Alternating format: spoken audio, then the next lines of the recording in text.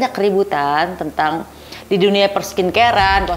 Yang aku tahu juga ini dari stem cell apel, stem cell bengkoang, stem cell kambing ya kan. Nah ini aku langsung undang aja pakarnya stem cell. Ini semua tidak akan ada di apel, tidak ada di hewan ya. Jadi beda karakternya, apalagi di bengkoang dan seterusnya tadi. Jadi ini sebenarnya. Jadi overclaim ya dok? Ya bukan overclaim, salah. Paling menggelitik adalah mini stem cell. Maaf, saya sebagai seorang yang berkecimpung tiap hari di situ, tidak pernah ada istilah itu di dunia sains ya, di internasional. Stem cell, mesenchymal stem cell, hematopoietic stem cell, umbilical cord stem cell, adipose stem cell ya. Kalau mini stem cell itu nggak ada. Jadi apa yang dimaksud mini stem cell itu? Stem cell itu berbahaya loh. Siapa bilang stem cell itu stem cell itu berbahaya nggak? Nggak berbahaya, karena kan. Namun sekarang stem cell punya ruang di inflammation, peradangan, autoimmune disease, autism. Maaf, bahkan HIV. Yang end stage stadium terminal kita punya. Yang udah AIDS seperti ini ya? AIDS sudah stadium akhir. Yang divonis hanya berapa minggu ya?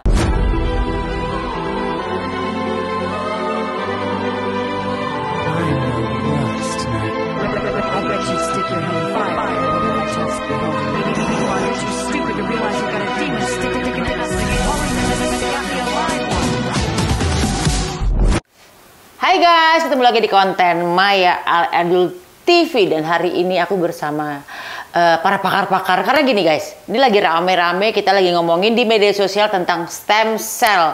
Karena banyak keributan tentang di dunia perskincarean, kosmetik ini banyak yang menggunakan kata-kata stem cell. Bahkan ada yang bilang stem cell dari bubuk, dari kapsul, bahkan ada yang dari apel, bahkan ada mini stem cell. Bayangin, stem cell udah kecil banget, ada mininya kan kita bingung ya. Nah, ini aku langsung undang aja pakarnya stem cell yang beliau adalah otak dibalik banyak inovasi keren di dunia medis. Beliau adalah pendiri Stem Cell dan Cancer Research SCCR di Indonesia, pionir dalam penelitian, pengembangan, dan pengolahan stem cell. Nggak cuma buat kesehatan, tapi juga untuk kecantikan. Nah, udah hadir di rumah pejabat adalah Profesor Dr. Agung Putra, MSI Med, dan juga Dr. Sugeng Ibrahim, MBiomed, AIVOK. Selamat datang para profesor, para dokter semua nih. Bukan lagi dokter, tapi dokter. Ini berarti dulunya profesor nih ya? Iya. Yang aku tahu kan stem cell ini makhluk hidup. Betul. Kalau kita ini misalnya di industri skincare yang simpenannya cuma taruh di kamar mandi, taruh di kamar ya kan. Kan kayaknya nggak mungkin bisa hidup ya, apalagi mungkin sekarang ada yang stem cell, apalagi diminum ya kan, taruh di lemari, diminum sebagai bubuk, atau misalnya yang aku tahu juga ini dari stem cell apel, stem cell bengkoang, stem cell kambing ya kan. Ya, jadi ini penting ya, ini untuk masyarakat semua ya. Saya sebagai seorang yang sedikit diberikan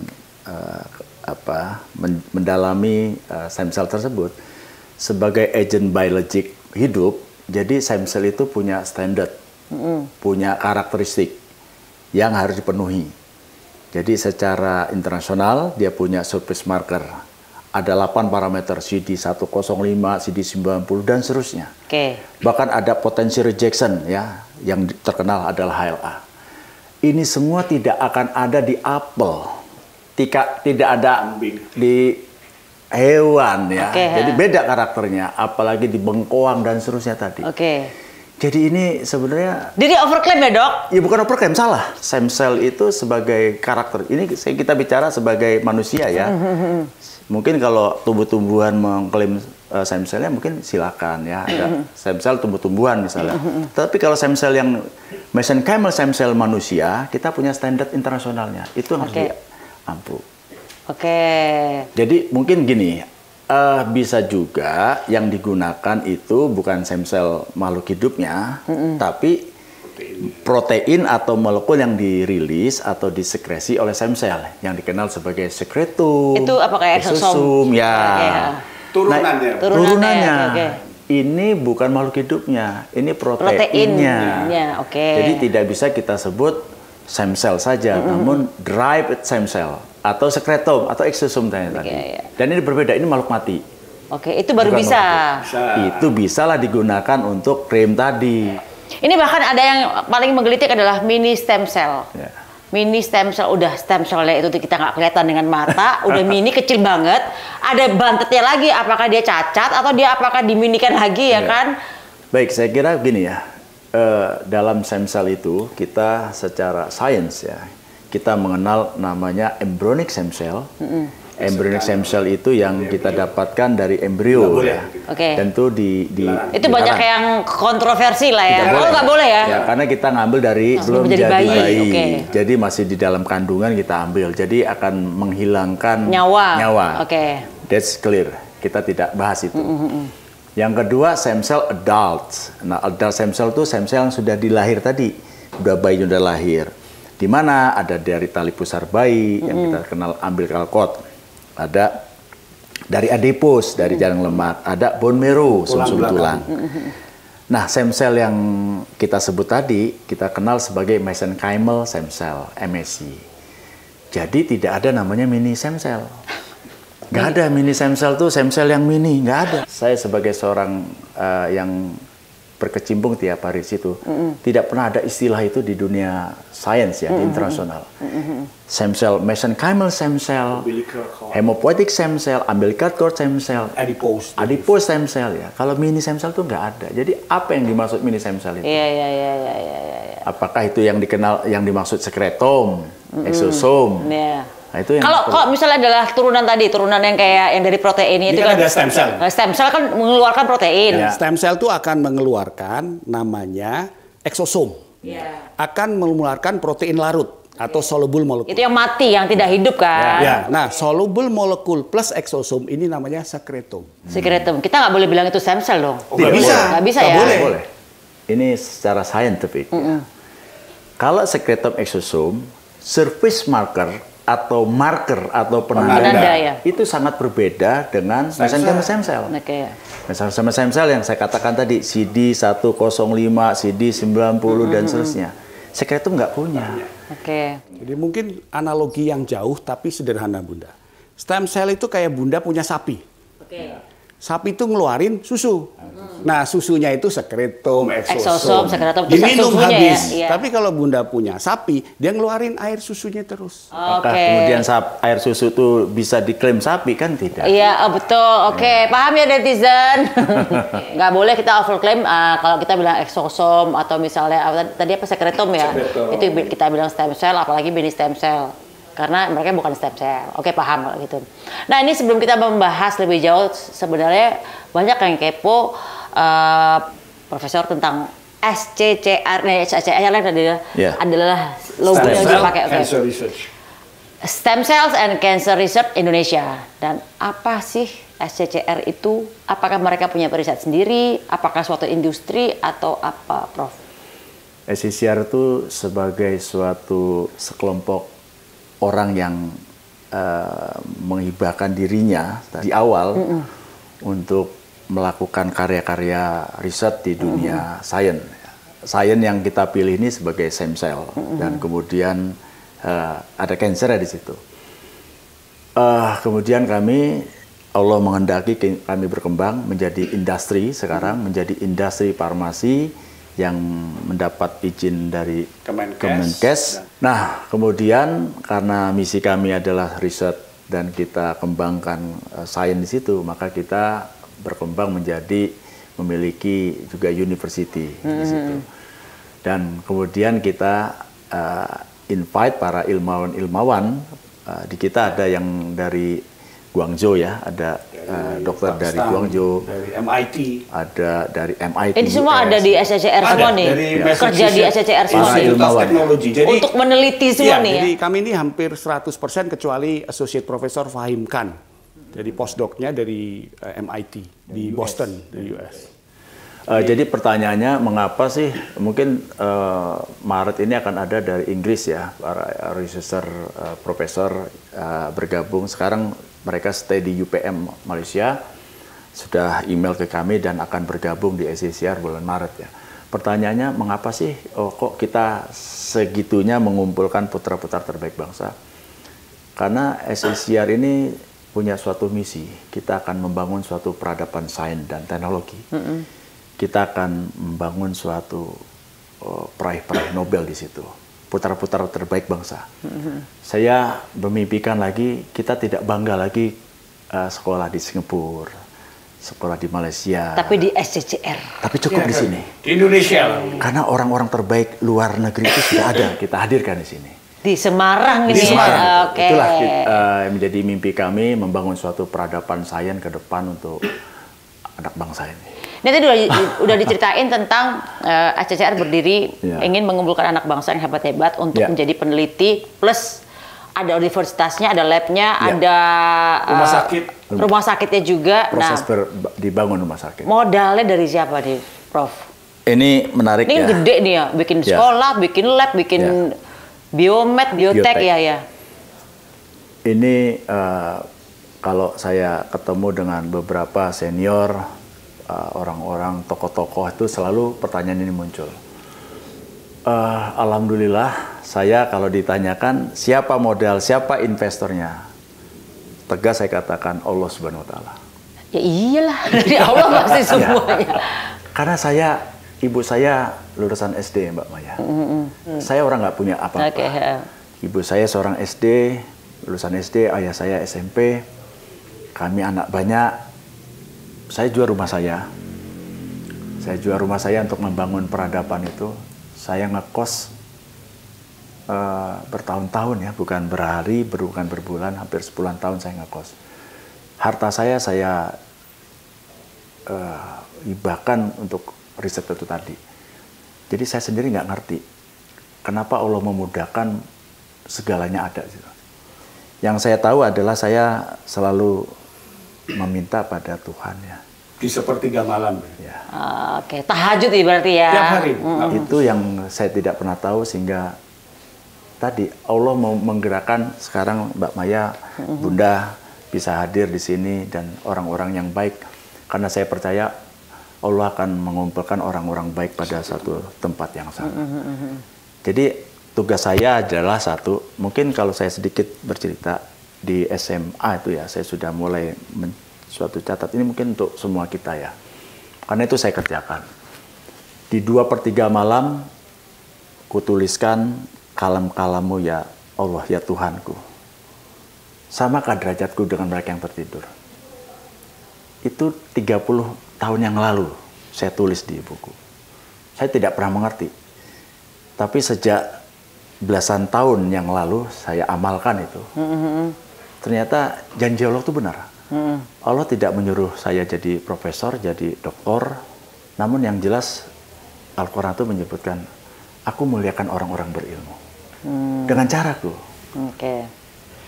Jadi ya ini semua karena Allah. Maka saya katakan sampai sekarang Bunda bisa tracking di mana aja ya.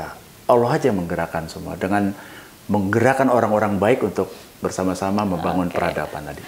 Itu. Kenapa ada ketertarikan sama stem cell? Maksudnya kan dia kan benar-benar profesor, benar-benar awalnya kan adalah membuka usaha ini sampai menyedekahkan semua apa yang dia punya dijual ya kan. Betul. Untuk research tentang stem cell. Kenapa harus ke situ? Kenapa nggak ke tulang kayak atau mata kayak atau apapun gitu? Ketika saya coba masuk ke mentelaah masalah, jadi kami bagi ada scientific doctor sisi kiri yang mengeksplorasi laboratori di lab. Dan ada clinical doctor yang di hospital. Ternyata saya, Dr. Sugeng dan terusnya, kita didorong untuk bicara di klinik. Jadi kita sibuk mengobati dan seterusnya. Namun kita tidak diberikan kesempatan mengeksplorasi mengapa dan bagaimana kemudian menciptakan. Ini industri. Ini para orang-orang hebat sebenarnya. Ensin ada sisi kiri ini. Nah di situ saya tersadar. Berarti saya harus mengeksplorasi ilmu ini. Dan di situ tidak ada benangnya karena kami didesain di kedokteran sebagian besar kami para dokter untuk menjadi klinikers. Jadi kalau Bunda tanyakan, dokter pengen apa? Pengen jadi spesialis kandungan, spesialis penyakit dalam. mau nggak jadi seorang researcher yang di laboratory?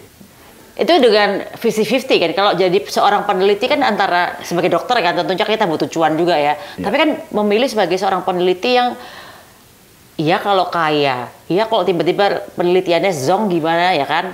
Ya alhamdulillah ternyata bagus ya kan, dan akhirnya juga jadi besar ya kan. Itu bisa sampai benar-benar yakin di stem cell itu emang Allah yang menggerakkan sih pastinya. Cuman kita perlu role model. Kita perlu role model. Karenanya role model kita kan, kita miskin role model untuk para ilmuwan-ilmuwan yang di laboratory.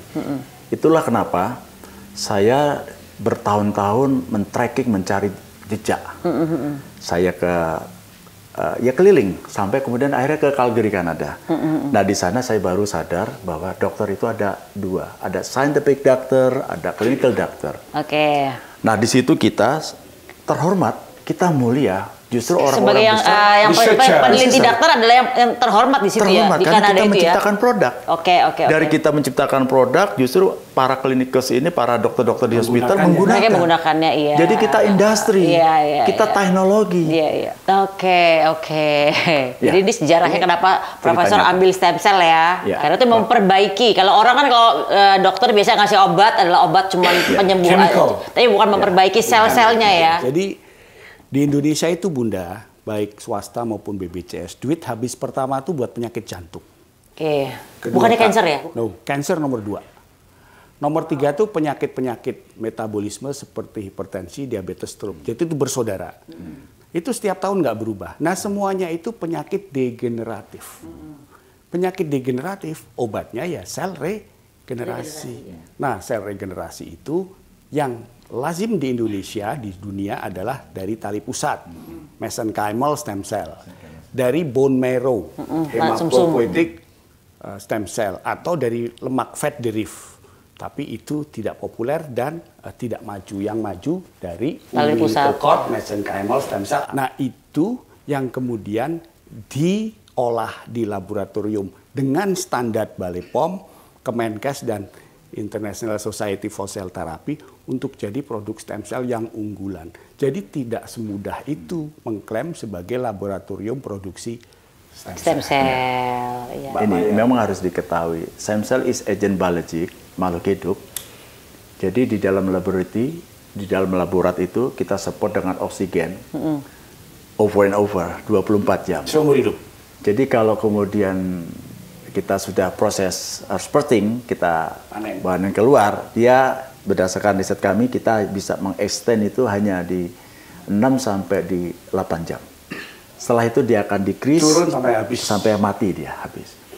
Setiap hari kita kasih makanan, kita kasih vitamin, protein, karbohidrat di dalam red. Jadi kalau kemudian dalam bentuk kapsul, dalam bentuk tabung yang bukan di minus 196, that's impossible. Pasti mati dia. Iya, pasti mati. Karena makhluk hidup seperti kita.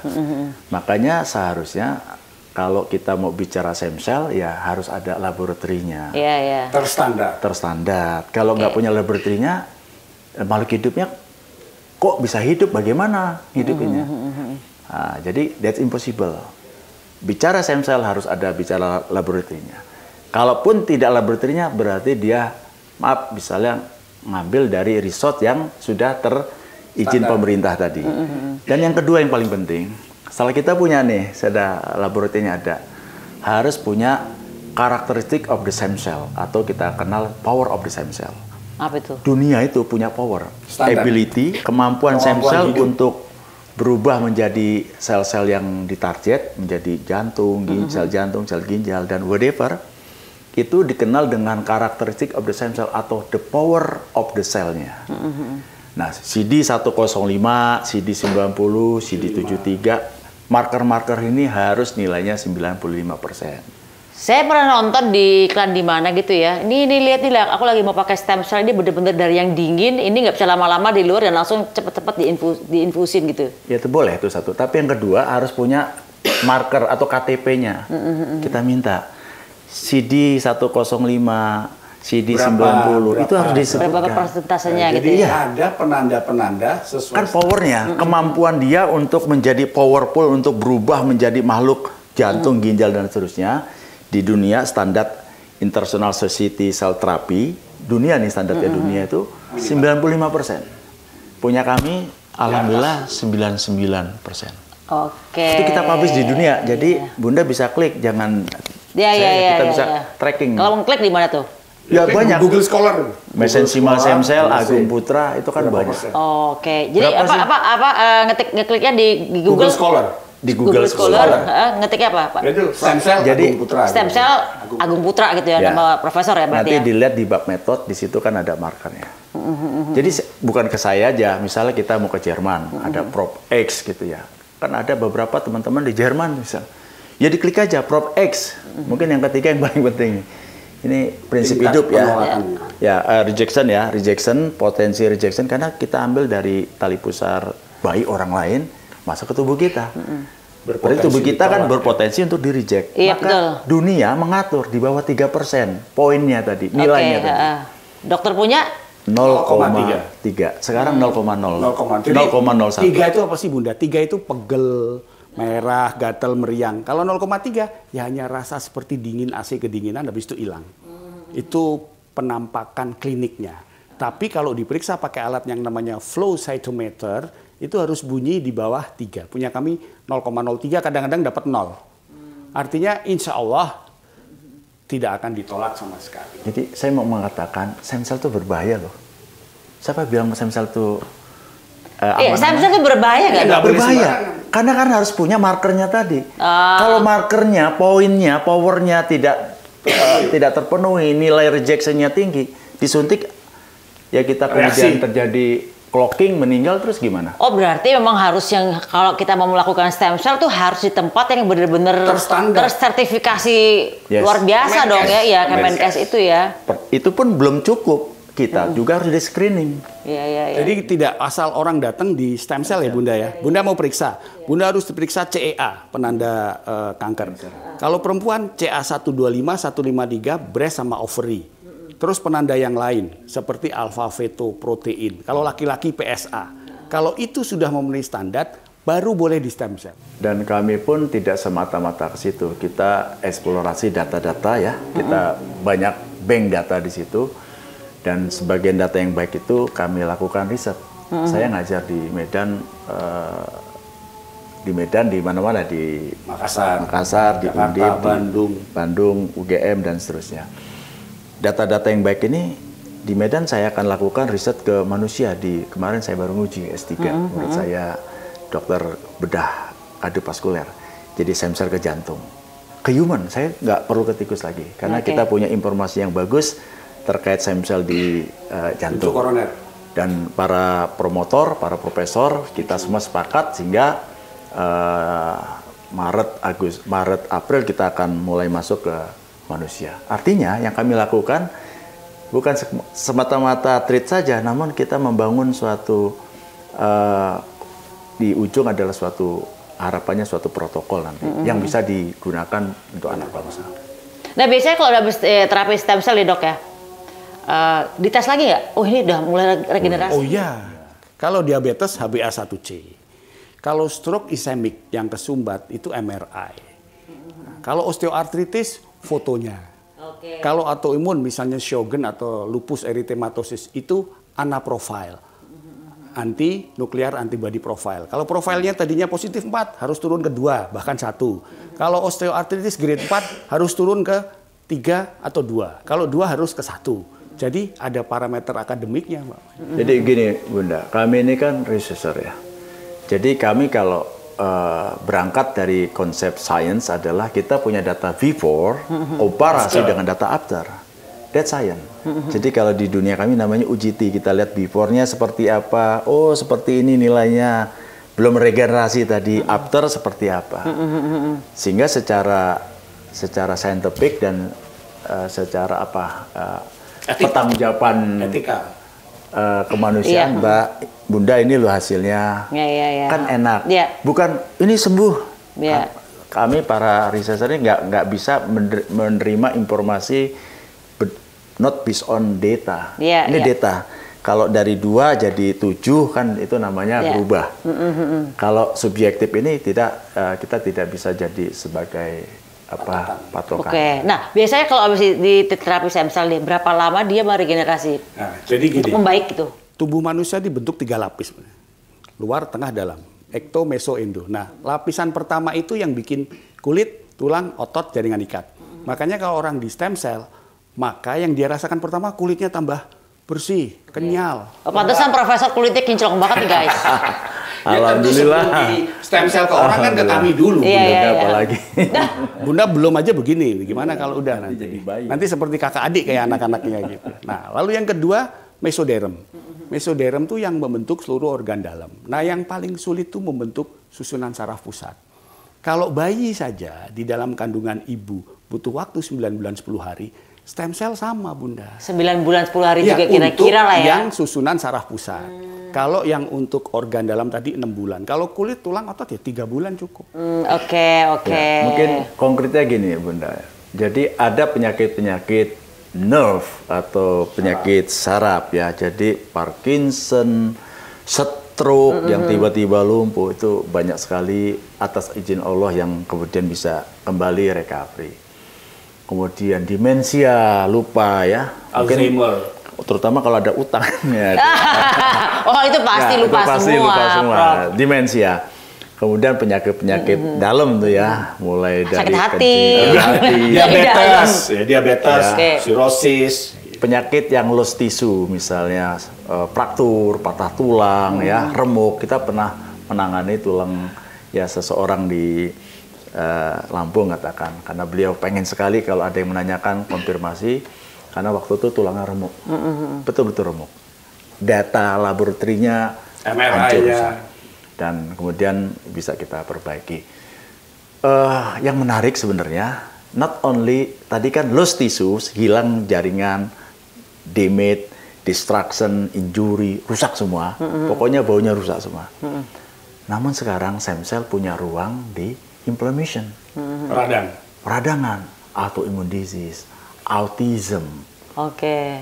Maaf, bahkan HIV. Yang end stage stadium terminal kita punya. Yang ini udah betul AIDS berarti ini ya. Sudah stadium akhir. yang divonis hanya berapa minggu Iya, ya. iya. Bahkan TB paru yang multi drug resistant, TBC. Nggak mempan. TBC. Yang multi drug di paru-paru itu ada gambaran focus gone atau bolongan lubang sebesar ini. Atas izin Allah terjadi recovery dan orangnya ada semua.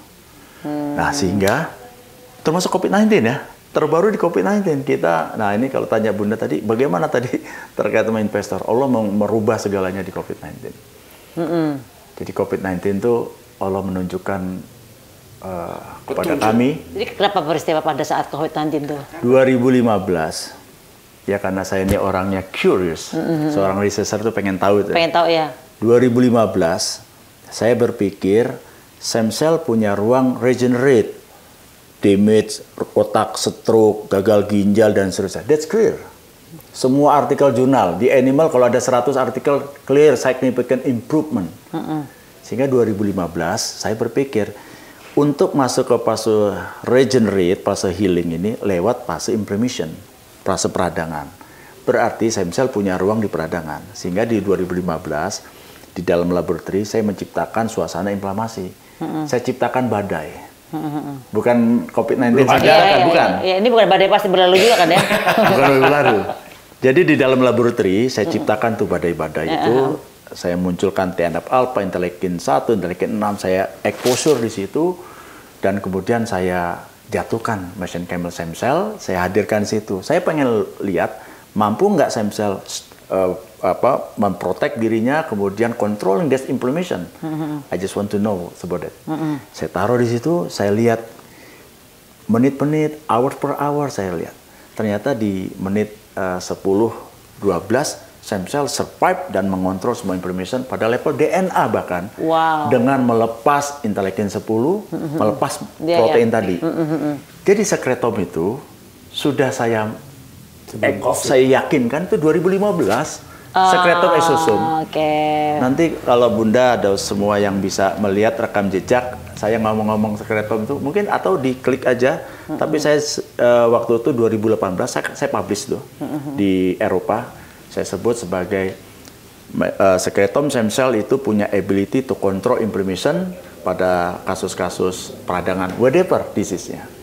Cuman waktu itu saya sebutnya preconditional medium, yang kemudian 2021 saya explore sebagai, atau 2020 kita sebut sebagai sekretom. Jadi Allah membukakan tabirnya di 2015 bahwa stem cell punya ability mengontrol peradangan. 2020 terjadilah COVID dengan model, kalau kami bilang model riset yang sama dengan di laboratorium. Maka saya mengatakan sama ini Dr. Sugeng yang banyak bergerak di nasional. Pada saat itu saya hampir 24 jam membuat di lab membuat itu semua. Mungkin Dr. Sugeng bisa ceritakan orang yang sudah ventilator, sudah hampir flat, hidup lagi atas sinol. Bukan sekali, puluhan kali, mungkin ratusan mungkin. Netizen perlu tahu bahwa Indonesia itu untuk terapi stem cell sudah ada payungnya. Peraturan Menteri Kesehatan. Lalu ada pedoman pelayanan klinik yang sudah terbit itu dari ortopedi traumatologi. Segera menyusun bedah saraf dan semuanya. Artinya pemerintah itu sudah memberi rambu, sudah memberi batasan-batasan, standar dan perlindungan untuk terapi stem cell. Stem cell.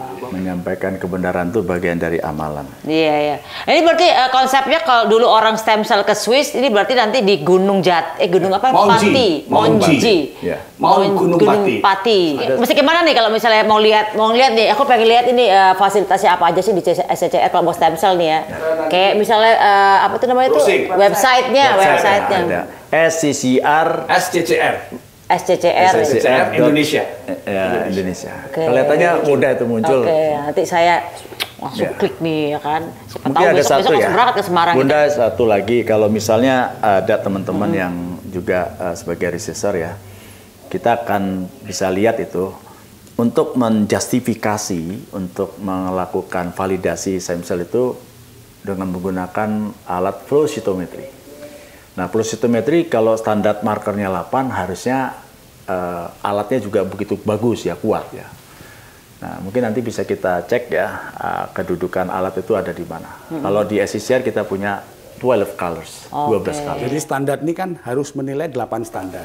Ini punya 12 nih. Nah, kita 12. Kalau di klinik nggak mungkin maksudnya. Iya. Klinik atau di mungkin. hospital kecil, that's impossible. Karena alat itu sangat powerful dan sangat kompleks ya, dan sangat mahal juga. Dan kita ya diberikan kemampuan untuk punya alat itu, karena itu menjadi suatu validasi utama, harus dong. Iya. Sebagai saya publish di dunia ya, kalau nggak punya alat itu kita akan di-reject. Iya, betul.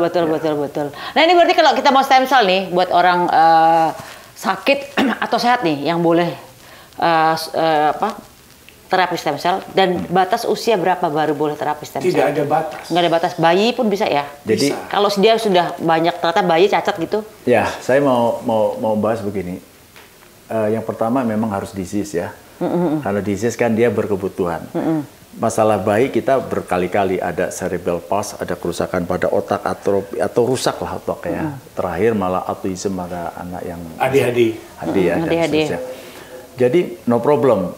Meskipun baik sekalipun, kalau ada damage, ada rusak, ada distraction pada organ otak dan seterusnya. That's clear. Stem cell ada ruang situ, karena stem cell ditakdirkan untuk yang memperbaiki imun. Iya, betul. Nah, pertanyaan yang kedua, kalau orang sehat kan? Kalau orang sehat. Iya. Nah, sekarang pernyataan sehat tidak sehat itu kan harus dibuktikan dengan laboratorium. Kita sadar atau tidak sadar, usia 40 tuh telomer kita sudah mulai mengalami shorten. DNA kita, telomernya aging. Belum lagi kalau kemudian kita lifestyle kita salah, kita kenal namanya premature aging. Jadi bisa jadi usianya 40 tapi kontraksi dalamnya sudah 60-an. Maka sekarang banyak kan sakit stroke usia-usia muda, gagal ginjal. Sebenarnya problemnya apa sih? Dia merasa sehat kan? Jadi bukan sehat sebenarnya, konstruksi dalamnya atau sel-sel dalamnya itu sudah mulai mengalami damage. Dan itu memang tidak bisa terlihat karena nggak dicek juga ini, mereka jadi nggak ngerti juga gitu. Nah, sehingga pertanyaannya, apakah orang sehat harus dilakukan? Ya memang harus di screening. Kalau mulai terjadi premature aging, banyak radikal bebas, ya memang harus dilakukan.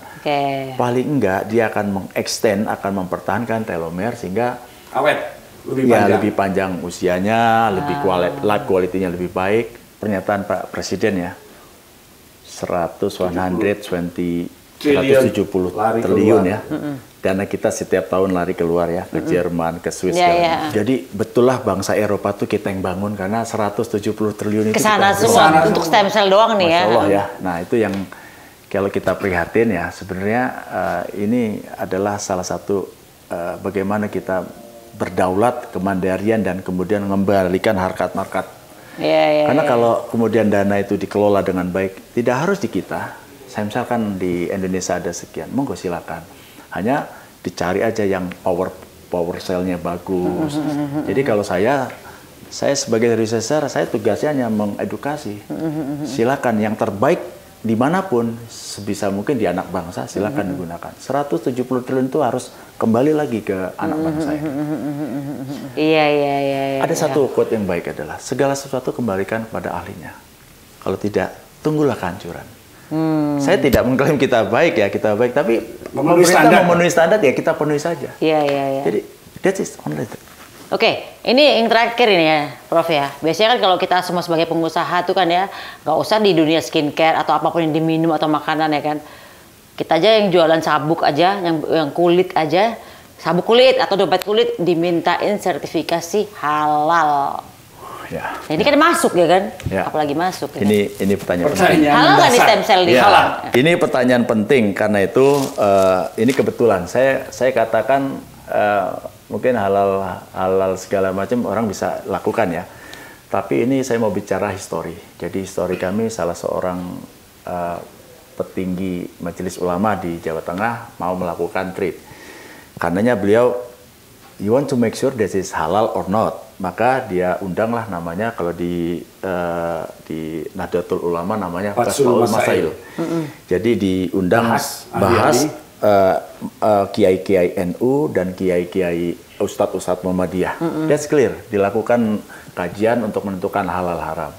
Ada beritanya, silakan diklik di 2021-22 kalau nggak salah di situ.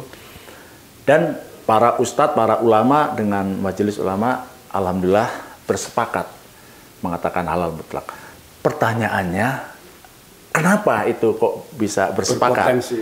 Karena saya diminta mengeksplorasi, saya diminta presentasi, diminta merepotkan semua informasi, bahan-bahan dan segalanya. Mulai saya mengambil menggunakan bismillah dan seterusnya ya, itu saya kira karena akidah kita. Tapi yang paling penting adalah satu, dalam proses harvesting, memanen, kalau kita menggunakan standar internasional, pakainya tripsin. Kita menggunakan tripsin. Tripsin itu apa tuh? Babi. Ya, babi. Derivat swine. Jadi kalau kita mau stem cell di Jerman, di Swiss, ya kita tanya, menggunakan standar dunia pakai ini ya pasti pakai. Jadi kalau misalnya kita banyakkan di luar stem cell leg, kalau biasanya kebanyakan di tripsin tadi itu ya. Padanya pakai tripsin. Berarti haram dong ya, mestinya ya swine. Ya, soalnya babi ya. Gitu. Harusnya haram. Kalau yang di sini halal sudah ya. Ya kita ganti itu, nggak pakai itu. Oke. Jadi aman ya. Alhamdulillah karena itu prinsip. Nah ini tadi udah dibahas juga di awal-awal bahwa stem cell bisa menyebabkan kanker kalau tidak di screening dengan tepat ya kan. Betul. Berarti itu aja jawabannya ya? Ya, saya mendalami banget bagaimana the action mechanism of the stem cell working. Jadi stem cell itu bekerja based on signal injury. Jadi kalau dia damage, ada rusak, ada stroke, ada gagal ginjal, ada jantung yang impact mati begitu, maka dia merilis sinyal-sinyal injury, merilis sinyal-sinyal radang itu. Stem cell akan mendetek because stem cell punya reseptor yang recognize sinyal tadi. Dia akan homing, attaching, working. Jadi damage itu. Nah, setelah dia working, selesai, terjadi recovery. Begitu sudah selesai terjadi recovery, ya sudah, stem cell akan mengambil posisi quiescent. Cycle cell itu ada posisi tidur, quiescent, dia tidur, kemudian program cell dead, mati. Jadi selama orangnya sehat, kita yang memang hanya rusak itu itu saja di otak atau di ginjal tadi, ya selesai. Begitu sudah recovery, stem cell akan menidurkan dirinya dan program sel dead. Yang jadi masalah, bagaimana kalau dia punya kanker? Kalau kanker ya diobati pakai T-cell harus dari pasien sendiri. Darahnya. Oke. Bedanya itu CTL itu ada di darah pasien. Pertanyaannya kenapa dua saudara yang sama ini kena kanker, ini tidak? Yang ini CTL-nya exhausted atau kelelahan. Karena kelelahan kita ambil, kita banyakin, kita kuatin, pokoknya kita bikin jadi Kopassus gitulah. Kalau udah masukin lagi. Jadi CTL itu tentara Kopassus, maka caranya bagaimana? Saya ambil progenitor, induknya. Nah dari induk itu kenapa kita butuh waktu 3 minggu, 4 minggu? Karena dari induk itu nanti saya drive menjadikan tentara CTL. Nah itu saya engineer selama 3 minggu ya, setiap hari kita dorong jadi ini, jadi ini, jadi. That is riset. Jadi kalau mau bikin tulang dari satu tuh ya kita kasih A, B, C, A, B, C. Nanti jadi. Lah setelah 3-4 minggu jadilah dia CTL Kopassus. Baru masukkan kembali. Pesan-pesan terakhir dok. Ya, jadi pesan saya terakhir yang pertama ya, jadi kalau kita yang ingin membutuhkan stem cell itu yang pertama memang harus mencari resort yang baik, yang benar ya. Jadi yang kedua ya yang melakukan harus punya kompetensi. Ya. Nah yang ketiga untuk khusus teman-teman pemirsa yang seakidah seiman ya, pastikan lagi ditanyakan apakah dia tadi mungkin kalau halal sulit jawab ya apakah proses tadi tidak ada menggunakan hal-hal yang atau enzim yang terkontaminasi najis ya, halal haram tadi. Nah yang keempat ya ini yang penting juga the power of the cell. Demikian juga dengan rejection potential dia harus di bawah 3. Jadi key point-nya adalah bagaimana kita make sure bahwa di stem cell pada kasus-kasus tertentu itu terjadi recovery 100%. Karena kasus di klinik kita butuh teman-teman klinis. Saya sebagai engineer, sebagai arsitek, sebagai ilmuwan yang di laboratory tidak ada apa-apanya tanpa para teman-teman klinis. Di hospital, karenanya kita perlu collaborate untuk membangun suatu standar, suatu pelayanan ke depan. Itu tujuan kami, membangun peradaban sains dan memberikan manfaat untuk anak bangsa ini. Hanya itu, membangun legacy. Mudah-mudahan ilmu kedokteran kita juga benar-benar sudah sampai. Pokoknya kita merindukan teknologi kesehatan yang dihasilkan dari Indonesia, diciptakan dari Indonesia lah. Amin. Amin. Ya, amin amin. Ya udah Prof. Makasih banget udah mampir ke rumah pijatan. Mudah-mudahan bisa mengedukasi kalian semuanya di sini. Siapa-siapa mau stem cell boleh tuh ke SCCR juga ya kan. Dan siapa-siapa tadi yang ribut-ribut dengan stem cell di kosmetik industri, ya udahlah ya, jangan pernah overclaim atau menipu masyarakat. And thank you so much and see you in the next content. Bye bye. Bye.